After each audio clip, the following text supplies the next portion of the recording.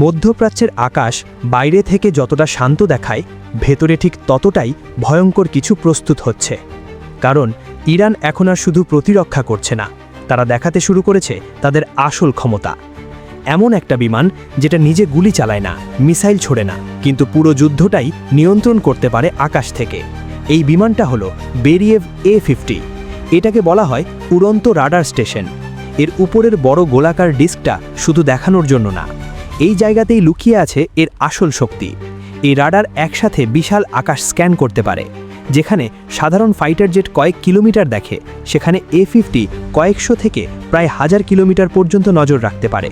মানে শত্রু ঢোকার আগেই ইরান আগে থেকেই জানে।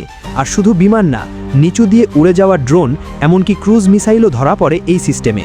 তারপর সেই তথ্য মুহূর্তের মধ্যে পৌঁছে যায় ফাইটার জেট, এয়ার ডিফেন্স আর সামরিক ঘাঁটিতে। এক কথায় এটা পুরো যুদ্ধের মস্তিষ্ক। সম্প্রতি সমুদ্রে দেখা গেছে আরেকটা রহস্যময় জিনিস, চীনের লিয়াং বা ইউয়ান ওয়াং সিরিজের একটি ট্র্যাকিং জাহাজ।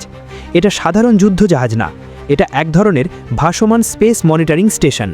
ডেকের উপর থাকা বিশাল সাদা ডিশগুলো এসবই সুপার পাওয়ারফুল রাডার আর স্যাটেলাইট অ্যান্টেনা। এই জাহাজ সমুদ্রের মাঝখান থেকে 1000 কিলোমিটার দূরের রকেট, মিসাইল, এমনকি স্যাটেলাইটও ট্র্যাক করতে পারে। রকেট কত গতিতে যাচ্ছে, কোন দিকে যাচ্ছে, কত উচ্চতায় উঠছে, সব কিছু লাইভ ডেটা হিসাবে সংগ্রহ করে।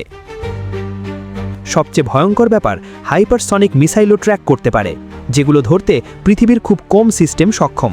মানে আকাশে যা কিছু চলছে তার প্রায় সবই নজরে। এবার আসি আরেকটা কম জানা শক্তির দিকে, উত্তর কোরিয়ার তৈরি উন্নত নজরদারি ড্রোন, যা দেখতে অনেকটাই নর্থ কোরিয়ান UAV। এগুলোকে অনেক সময় আমেরিকার RQ-4 গ্লোবাল হকের মতো মনে হয়, কিন্তু আসল শক্তি লুকিয়ে আছে এর পারফরম্যান্সে। এই ড্রোন প্রায় 17 কিলোমিটার উচ্চতায় উঠতে পারে, মানে সাধারণ প্রতিরক্ষা ব্যবস্থার বাইরে। আর সবচেয়ে গুরুত্বপূর্ণ, এটা ঘন্টার পর ঘন্টা আকাশে থেকে শুধু একটাই কাজ করে, নজরদারি। সীমান্ত, সামরিক ঘাঁটি, চলাচল সবকিছু নীরবে সংগ্রহ করে। তাহলে একবার ভাবো, আকাশে A-50 নজর রাখছে, সমুদ্রে চীনের ট্র্যাকিং জাহাজ সব ডেটা সংগ্রহ করছে, আর উপরে ড্রোন চুপচাপ নজরদারি করছে।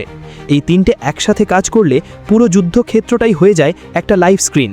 আর সেখানেই ইরান এখন তাদের আসল শক্তির ইঙ্গিত দিচ্ছে।